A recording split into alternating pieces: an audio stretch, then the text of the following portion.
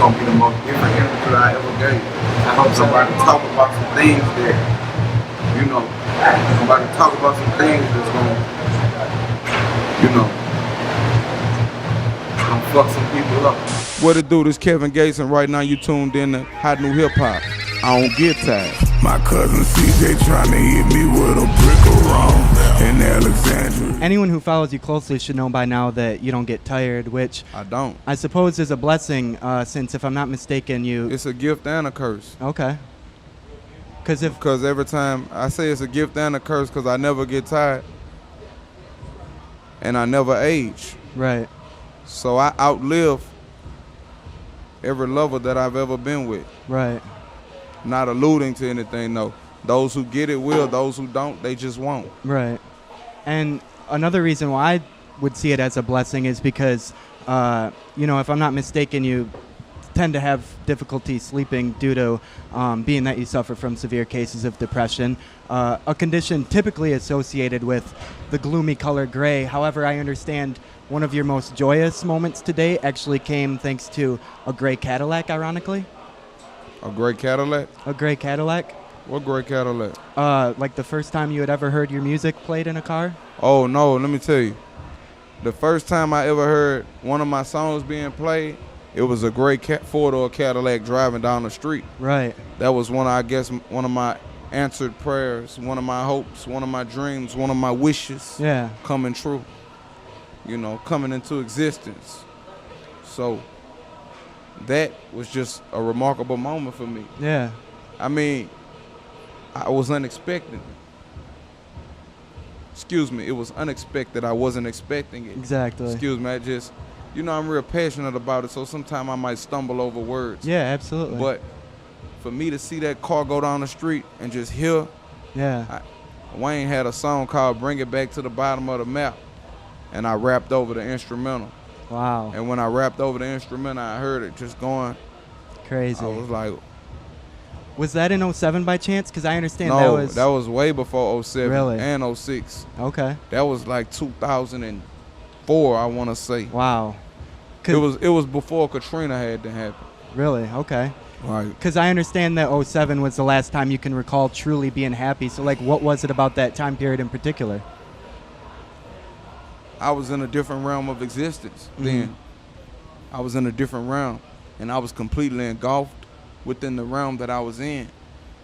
And what was so beautiful about it was because it was pure. It was me at my purest moment. Yeah. It was when socially no one truly accepted me as an individual. They respected me. Yeah. But no one truly accepted me socially. Okay. Because I'm so withdrawn. I'm aloof. Yeah. And I get away from, Yeah. I don't like to be around a lot of people. Right.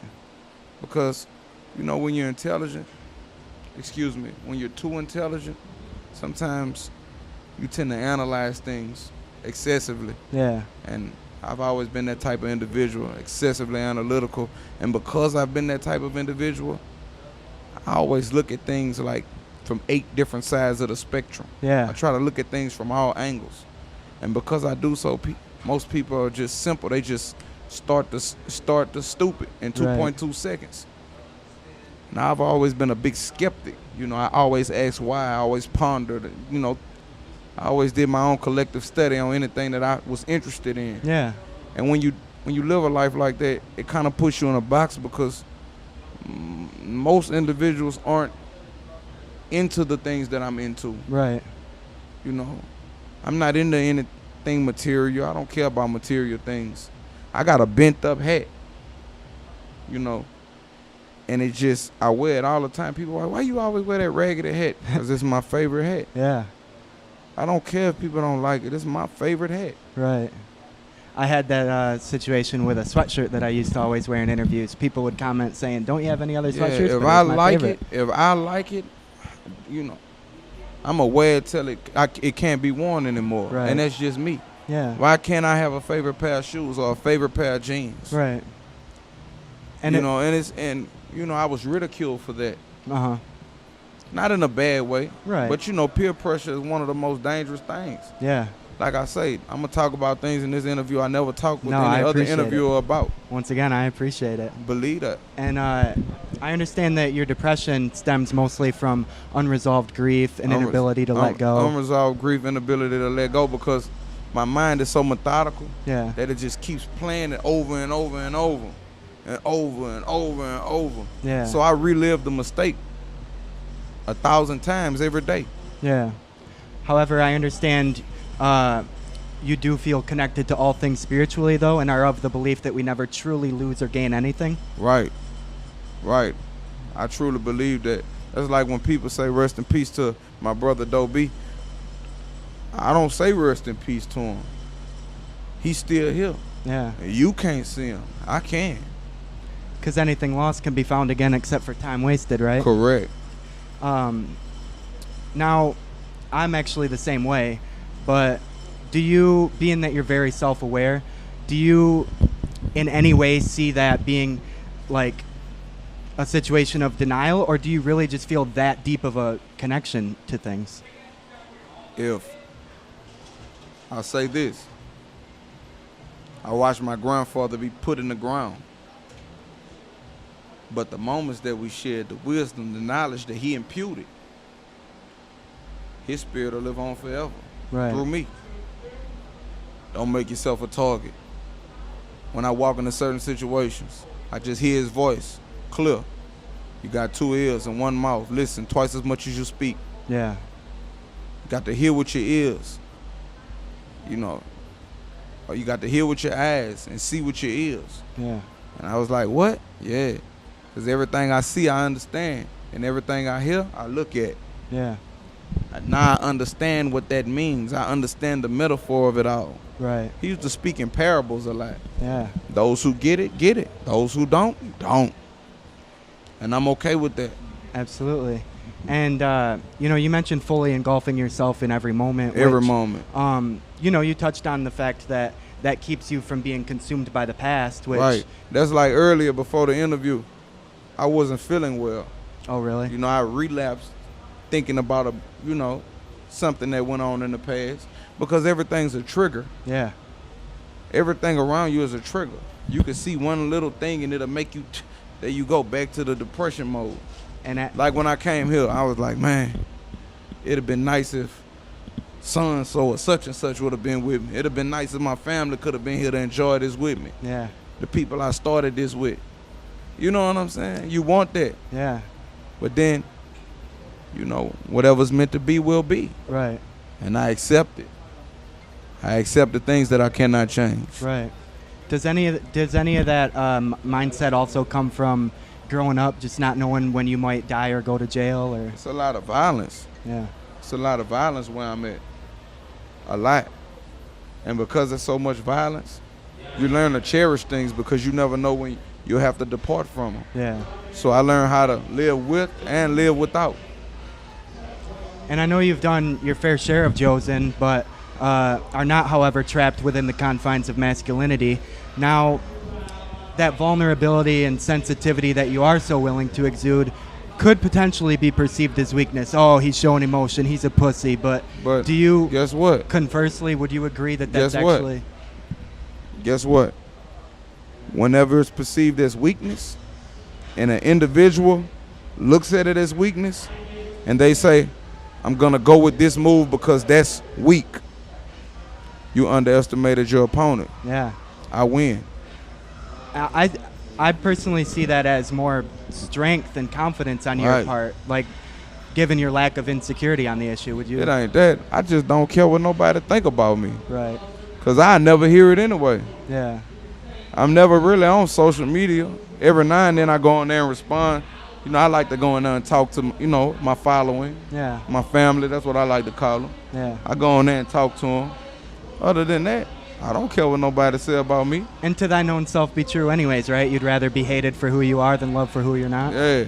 All you got to say, I don't like Kevin Gates. He too smart. He read books. And he a gangster. And I don't like him. So it never makes your blood boil or anything when people misunderstand you? Because it seems to happen quite a bit lately. No. Because I've been getting this all my life. Right. My own family. You ain't nothing. You ain't going to. I don't know why you know, you so hateful, you riding your low down. You know, I've heard those things. Yeah. But I know who I am. Exactly. And with songs like White Tan, I suppose it wouldn't be too far-fetched to assume that, I'm sorry. No, we good. I just want to hear the question. Okay. With songs like White Tan and a few others, I suppose it wouldn't be, too far-fetched to assume that you know a thing or two about flipping bricks. However, I understand you're not into playing mental gymnastics. Yeah, but when we talk about that, I don't glorify those things. Right. When I speak about those things, I speak about those things from the perspective of one's survival. Absolutely. Surviving. Yeah. It's a jungle out there. Yeah. And if you're not, with it, it's easy to get lost. Yeah. And you may not be made out of concrete. Not at all. But, you do have a line in one of your songs, Smiling Faces, I believe, that says, keep a sharp observation, allowing no infiltration of those you let in your circle. Like right now, not to cut you off. No, absolutely. I'm exhibiting vulnerability. And I appreciate it. I'm exhibiting vulnerability with you. Yeah. But at the same time, in me exhibiting that vulnerability, an analyzation process is going on also. Yeah. So I'm watching how you respond to my vulnerability. Yeah. This allows me to know if I could keep going or stop. Yeah. Cease fire. Absolutely. Now, you mentioned that analyzation process. Would that be the spiritual gift of discernment that you have? I don't want to say that I have a spiritual gift of discernment, but I do have a gift. I just know. When I meet a person, they ain't got to say 2 words to me. I'm not judging or anything. No good. Yeah. Him, good. Her, no good. Her, no good. Right. All I got to do is look you in your eyes. Are you of the mindset, then, that our mind is our greatest protection? I believe my presence is my greatest protection. Right. My presence is my protection. Yeah. Just being in my presence. You know what I'm saying? Yeah. I'm not gonna allude to say that I have a strong aura or anything like that. Right. But people pick up on psychokinetic energy. Absolutely. Unknowingly. Yeah. They unknowingly pick up on it. Yeah. When somebody had an argument and you walk in the room afterward, you can feel the tension in the room. I've read in books where people said the tension was so thick you could cut through it with a knife. Yeah. That was the cliche that they used. So people unknowingly, subconsciously, they pick up on psychokinetic energy. Yeah. So, and then, like I say, rest in peace to my grandfather, you got to do me like you do him. You couldn't play with him because I ain't nothing to play with. Right. And people know that. Oh, I yeah. exhibit vulnerability and everything. Yep. But they also know, man, just as good as it could get that bad. Yeah. And I know, on that subject, I know you've always been a keeper of your loved ones, hence the Luca Brasi I'm a comparisons. protector. Absolutely. I'm the BWA. I'm the breadwinner enforcer. Is it true, though, that you actually spent some time back in the day as an actual bodyguard? To an extent. Can you explain? I don't really want to say I was a bodyguard, but I protect the people that I love. Okay. At all costs. Yeah. And I always been a good thinker. I wasn't always big and things of that nature, but I always was able to think. Yeah. So if I can outthink you, I beat you. I win. Yeah. And mental gymnastics. Yeah. And if someone were to cross you, I know it could, quote, get Afghanistan. I don't know. I couldn't say what it'd do. Yeah. I couldn't say because, like I could say, man, if somebody do this, I'm going to do this. I don't know what my reaction would be. True. And I don't want to say anything and not live up to what I said. Yeah. So I don't know I don't know what's going to happen. That's fair. But I know this. I don't accept disrespect. I do not tolerate it. But I never have to because I give everyone my respect first. Yeah. You got to really just be having a bad day. And then with the plateau that I'm on now, I'll walk away. Yeah. Because what I'm going to do, you ain't worth what's going to come behind it. And love is so the best thing for me to do if I foresee a problem or something that could potentially be a problem, I'm going to vacate the premises. I'm going to remove myself from that setting. Yeah. I have to. Because I have a lot of people that depend on me. This is a once-in-a-lifetime opportunity for me. Other people may have chances. I don't have any more chances. And with this being, with this being your only shot, I guess. I'm going to cherish it. Yeah. And I'm going to enjoy every moment. I know you have, you mentor the youth through the program, the Achievement Academy. I've been busy on tour, so I haven't been doing it lately how I would like to. But as soon as I get some downtime, and shout out to my brother, Lamont Cole. It's like a brother to me. I used to spend the night at his house all the time. Yeah. Like a brother. And good guy. Stand for the right things. Right. And that's what I respect. I respect a man of morals and principles. Like a lot of people say, Kevin Gates may not be safe, but God damn it, he's good. Yeah. And right. Lastly, I know that one of the main things that you stress with them when you are mentoring them is decision making. Life is about the choices and the decisions that you make. Yeah. If you knew the consequences behind a bad choice or a bad decision, would you still make it? Because, like I say, it was easy to break the law when you're ignorant of the law. Yeah. Because you're not knowing how severe those consequences are. Right. But if you go speak to a lot of those individuals, they'll tell you, I wish I hadn't have did what I did. Because the consequences weren't worth the reward. It wasn't worth it. You mentioned earlier, though, on that same token that, what's meant to be will be anyways. Well, so how do you balance the two? What you mean? Well, I guess. Like expound, like, because yeah. I think I know what you're saying. Yeah. But I don't wanna guess. Yeah. So I wanna be able to better, give you a correct answer. Absolutely. And I appreciate that. Because on the one side of things, here's the decision making, there's consequences to that, but then on the other end there's what's meant to be will be anyways. Right. So do you mean that you feel as if things are predetermined or that they're just? No, I don't allude to the predetermined idea. Yeah. That's the theory of things being predetermined. When I say what's meant to be will be, I'm simply speaking for the things that are outside of my control. Right. I can make a million plans, but my plan doesn't always go according to plan. Exactly. It may happen, but it's not going to happen exactly how I wanted it to happen. And I understand that, and I'm okay with that. Now, as far as when you say predetermined, I like that you asked that question. That's the first time I've been asked that question. I believe every individual has a sovereign will. They have a will. If I do the wrong thing, I'll get this type of result. If I do the right thing, I'll get this type of result. You mentioned some things being out of your control. Do you have any view towards the butterfly effect then? Because that sounds with that, like something. To an extent. Yeah. To an extent. To an extent, I do. Okay. But to another extent, no. Because sometimes there is reward in the wrong decision. Yeah. It may have been a great reward for the person that made the wrong decision. True. Sometimes it's a negative when you make the right decision. Yeah. Just never know. Yeah. So, but I believe they both, I guess, they coincide with each other. Yeah. I say that. Okay. For lack of a better term, they coincide with each other. Right. But it's all in how you look at it. Yep. Because, just dealing with psychology, with the individualistic approach, what's right for one person may not be right for the next. What's wrong for one person may not be wrong for the next. Yep. So I feel like if it harms none, do what thou wilt.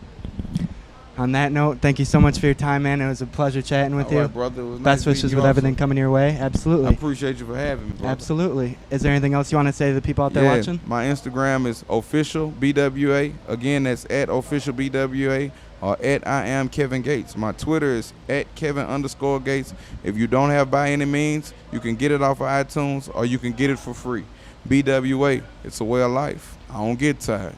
There you have it. Once again, I'm Damon Campbell, and this is Kevin Gates. Thanks for watching. It was actually a blessing, Drake jumping on there. I'm not pressured at all. I feel good about it. You know what I'm saying? I don't see it as any pressure. I see it as once you see me, you don't need no speaking, because once you go reeking, your throat be leaking. No, I'm just kidding. And once you go black, you know it. So I want to first talk about your name. I'm sure you get this all the time. Where did the name come from? The name came from my mother, and I'm pretty sure she